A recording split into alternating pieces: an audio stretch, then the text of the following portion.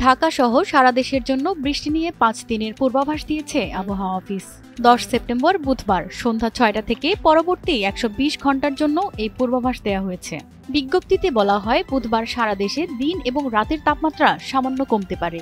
11 September বৃহস্পতিবার সন্ধ্যা 6টা থেকে পরবর্তী 24 ঘন্টা রংপুর, ময়মনসিংহ ও সিলেট বিভাগের অনেক জায়গায় এবং ঢাকা, রাজশাহী, খুলনা, বরিশাল ও চট্টগ্রাম বিভাগের কিছু কিছু জায়গায় অস্থায়ীভাবে দমকা হাওয়াসহ হালকা থেকে মাঝারি ধরনের বৃষ্টি অথবা বজ্রসহ বৃষ্টি হতে পারে।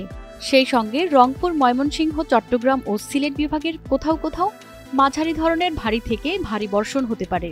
সারা দেশে দিন ও রাতের তাপমাত্রা প্রায় অপরিবর্তিত থাকতে পারে।